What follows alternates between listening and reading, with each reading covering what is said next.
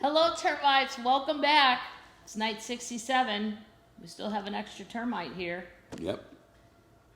We golfed. I had a great shot today. Yep. He holed out on a par 5. Yep. In the midst of trees, and one of the luckiest. I've never done that. I was 80 yards away from it. She didn't see it. I did not. I was walking. He's riding. And also I was also in order for her to see it, she had to have been 10 feet tall because of I was down a hill. In the woods. In the woods. And yeah. It actually was one of the best shots I've ever had in my life. I've never holed out from any kind of a distance, so it's... That's the breaking news from here. Yep. That's about it, really. Cases are rising. Some of you aren't behaving out there. Some of you are being bad termites. Probably not many of you, because I think if you're following me, you're probably a good termite all in all. But maybe there's a couple rogue termites in this gang. They got to put their little mask on, your little termite mask, when you're doing things with tons of other people. It's not stopping the biker bar by this house, though. They are going and drinking, and it's not going to stop Trumpy's Mount Rushmore party either. Yeah. 7,500 people outside. Have fun with that. No. And masks are optional. No social distancing. It's an interesting concept. It's an experiment they're having. The governor of South Dakota reminds me if Michelle Bachmann and Sarah Palin had a baby. That lady would be their baby. Because she has that sort of that accent. No, there will be no social distancing in South Dakota. It's a very Michelle Bachmann-y thing. All right, let's go back to Tanya. Wait. Oh, what we're drinking. Well, I have a little skinny margarita made with what? My little friend Ron White's tequila. Number Juan. Yeah, that's the name. This is the Blanco, which is just the cheapest one for... He is fancy and likes the reposado. I didn't even know these things till all this. And there's an anejo. I just thought there was just tequila. I didn't know there were kinds. And yeah, it's very complicated. It's it's like... What is the one I can dump in margarita? That's all I want to know. So you don't need a good one for that. No, you're just a Blanco. This one. Yeah. Blanco. Yeah, it's the cheap way to do it. And the skinny one, the good thing about the skinny margarita is it's not so sweet. It's not. It's a little more tart. Yep. Now, where we left off, Tanya had, her and Glen Campbell got in a big fight. And then she said, oddly, I went and ironed Glen's shirt for the show. This is after a huge shit show of a fight. Yeah. I'm not sure why I did that, but it gave me time to think about things. Miss Tiny, the woman who was sort of a second mother to Glen, came in while I was ironing. Glen's running around on me, I told her, because she found out about that girlfriend in Carmel. Yeah, and who was showing up backstage. Right. That girl was in Carmel with him. She just shook her head and said, honey, you know how men are. Well, that's not very helpful, is it? If I didn't know, I was learning fast. In spite of the fact that I was trying to act nonchalant about Glen's running around, I desperately wanted to cry on somebody's shoulder. I knew that Dottie West had flown in from Nashville to play Vegas. I'd known Dottie a long time, so I called her up and asked her if I could come talk to her, or maybe stay in her suite. While I decided what to do, she hesitated and said, well, honey, I don't think that's really up to me. And then she handed the phone to her husband. Dottie had recently married a guy who was working in her show. Well, why does he get to decide? Because why? I think it was back then. Well, not everybody acted like that. But it was that time back then, and we don't know Dottie. I actually didn't know who Dottie West was until you said her name, did you? Yeah. Wow. She's a famous country singer. I didn't know her. Now I feel kind of... Yeah. Well, I repeated the story to him, and he didn't hesitate at all. No, I don't want you to come around Dottie, he told me curtly. Don't come around here and don't phone again. I don't want her involved in you and Glen's problems. Wow. Well, he certainly knows how to put up boundaries. He's good at that. I couldn't believe it and hurt my feelings terribly. I don't blame Dottie, though, because she was the kind of woman who always under the thumb of the men in her life. See, she was under the thumb of the men in her life. That's why she didn't talk back. No talk back. No talkie. If any man told me that I could or couldn't do something regarding my friends, I would have told him to kiss my butt. And I feel that she has already shown us that's what she'll do. That seems to be a through line. Yeah, it kissed my ass. I'm sure that being friends with Glenn and me during those times was tough on people, because this is where people, they don't connect their behavior to that it's them. Yeah, I know we were just terrible. Well, stop being terrible. Yeah, or move into another, kind of when you hit that spot. It's that spot where you're in the middle of the argument and you go, you have to calm down now, or move to another room. Finish it off. Get away from people. Yeah. Because things could explode at any minute, and it didn't take much to set off the bomb. Burt Reynolds was a good friend of Glenn and me, but he also unintentionally caused one of the biggest rows we ever got into, and that fight marked the beginning of the end for us. Wait a minute. Doesn't it seem like it's been beginning and ending? Since I've been on board. Well, they go through a lot of fights, so I think she thinks, though I don't know what you think. You can't possibly think you're going to work this up. Maybe if you quit doing blow... They could have started with that. Let's not do blow. Let's see if we'll kill each other. And then if we're not doing blow, maybe it's the alcohol. So Burt Reynolds, he don't want to do. He got caused the biggest fight. Glenn told the story in his book, but he got it wrong. Now we have dueling autobiographies. Glenn and I had been at Hal Needham's wedding, and on our way home we stopped by Bert's house. Burt had just broken up with Sally Field. Well, wow. That's too bad for you, Burt. Yeah. Well, Bert's dead, but Sally was a good catch.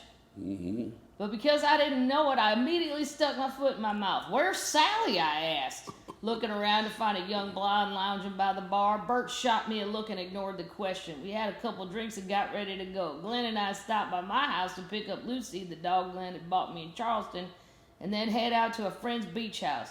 As we were leaving, Burt kissed me. I don't remember if it was on the cheek or on the lips, but I do know it was a very quick, very platonic kiss. Glenn didn't see it that way. He got so mad that on the way back to my house, he abruptly announced that Lucy the Poodle wasn't going to come with us. When I asked why, Glenn said he didn't want to take a dog to someone else's house, but I knew he was just paying me back for letting Burt Reynolds kiss me. We fought all the way to my house.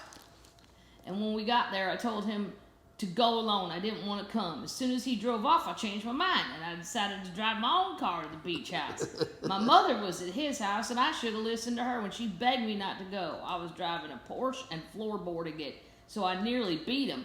When I did walk in the door without Lucy, by the way, we started fighting all over again. Left the dog? Yeah, she didn't even bother bringing the dog. Wow. We started fighting all over again, getting more physical by the minute. We did take a break from the arguing and fighting to do some cocaine from time to time. See, that's how you keep a good fight going. I like it.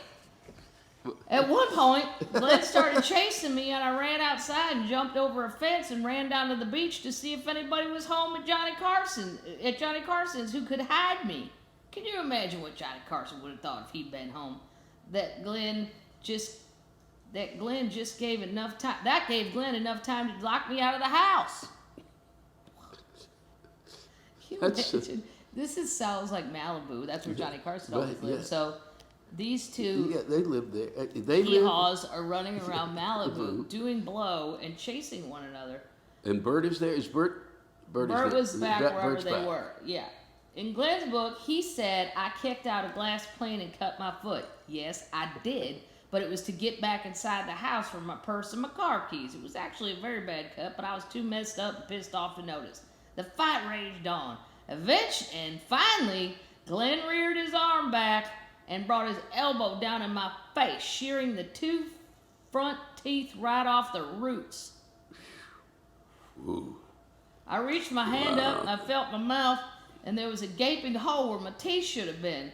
I went completely around the bend then. I was crying and screaming and crawling all over the room looking for my teeth.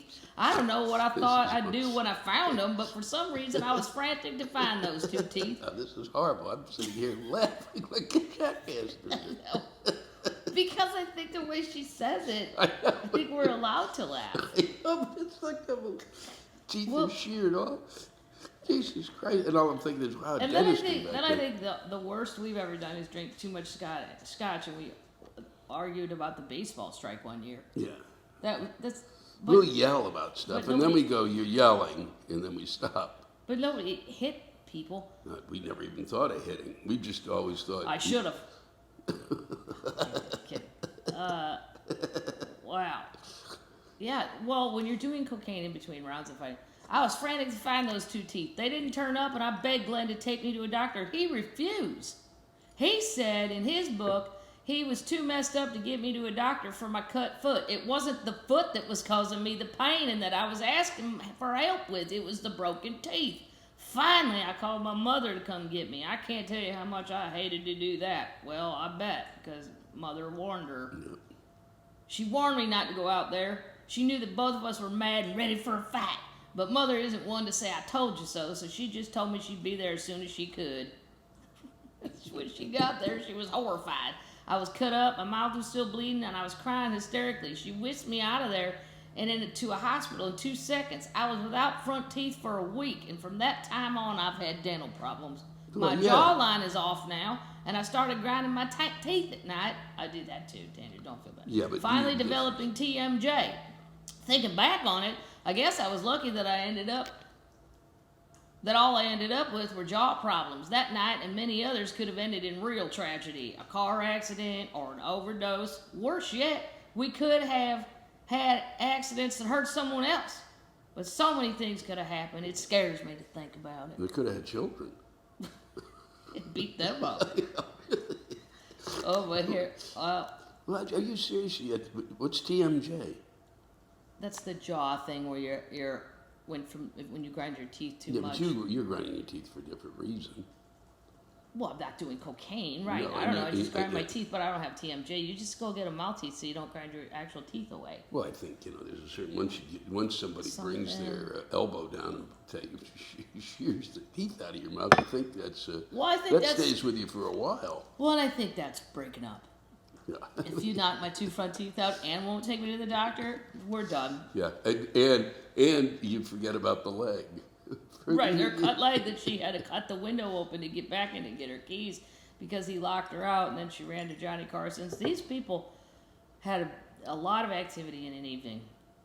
The real end of our relationship came in late September of 1981 when Glenn flew to one of my shows in Bossier City, Louisiana. Yeah, I've worked there. Margaritaville, Bossier City, great casino, attached what? Bass Pro Shop. Oh, even better. That's the Bass Pro Shop where recently, if you Google it, I swear to God, a man got into the fish tank and swam with catfish. You can't blame him. He came to my room at Le Bossier Hotel and accused me of sleeping with one of the guys in my band. The accusation was laughable. The band and I had a very spiritual, religious group, and none of them would have done such a thing. It wasn't enough that Glenn was raising hell with me either. He soon dragged the astonished band member in the room and started raging at him. I started yelling at Glenn, and that really set him off. He completely trashed the hotel room, and one of my band members finally called the police. Before they could arrive, he hit me, knocked me down, and I ran to the phone and dialed my bodyguard who was staying in the same hotel. Please help me, I whispered, and dropped the phone because Glenn started coming at me. Oh, my God.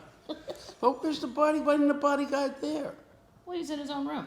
Yeah, but, she just finished the show, right? Well, I don't know if she had a show that night.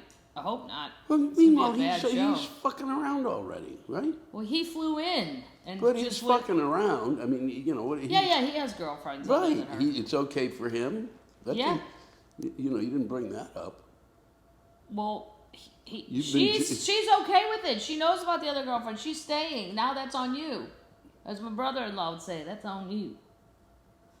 Wait, but hold on. This is good. Glenn started coming at me. I don't know where I found the strength, but I picked up a chair and broke it on him. He went insane. He started yelling he was going to kill me. By then, I was so beat up, all I could think of was Daddy was right. Glenn was going to kill me. Right then, my bodyguard burst into the room and went for Glenn. Don't hurt him, I said. Please don't hurt him. Just don't let him hurt me anymore. Wow. I don't know how much his bodyguard makes, but it's not enough. No. The police arrived while my bodyguard was trying to restrain Glenn, and they informed him they'd arrest him if he didn't stop disturbing the peace. That's all they called that? Was it Glenn that they were going to get? Yeah. Yeah. No mention of beating me up. Exactly, Tanya. Yeah. Although I probably wouldn't have pressed charges. I never did. Oh my God. Yeah, why would you? Your teeth are gone. Well, that's why it's hard to press charges. You can't arrest me, Glenn shouted at the cops. I'm Glenn Campbell. They didn't arrest him either. They just took him to another room and calmed him down. Rumors flew around the music business that one or both of us had been arrested, but we weren't.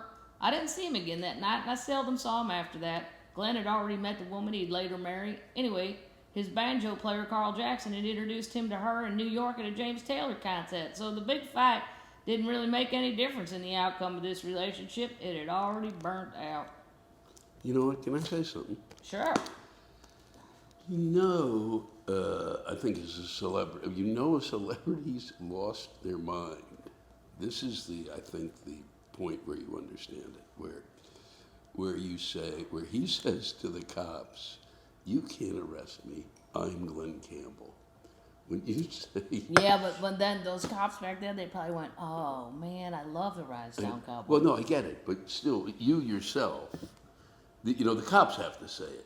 You know what I mean? When you yourself say it, you've lost your mind. When the cops say, "Oh my God, we can't arrest you. You're Glenn Campbell." Right, we'll let That's you go. fine. Because you're Glenn Campbell. That's how come you end up thinking I'm Glenn Campbell. But you don't say it. When you say it, Well, it's but like you don't going, know what you would do after an 8-ball Coke. Well, You don't might know. say- You might. Yeah, you might. I You don't might, know. Well, I'm surprised he didn't, bite off her leg. Just go after her ankle. Well, Termites, this was a big show. We had a lot of fighting, Yep. and I think we're done with Glenn. And we'll sign off. So we don't want these to be too long, because you guys might drift out, not pay attention. And short and sweet. So you could tell them they're worthy termites. I toast you, all of you, you worthy termites, and put a mask on. You're good termites. You get yourself a nice summer sheet. Turn their air conditioning down to about 68. Oh, perfect. Lay down and close your eyes and say it. Say, "I'm a good termite. I'm a worthy termite." For those of you that have gotten chubby during quarantine, don't worry about it. You're a chubby termite. So what? Who cares? That's the end of it. Yeah. And there have And been that's so it. few chubby termites, really. No, not really. Everybody's done pretty well. Yeah. All right, termites. That's it. On the count of 3, we're going to say it. Ready? 1, 2, 3. Night, night, Night, termites. termites.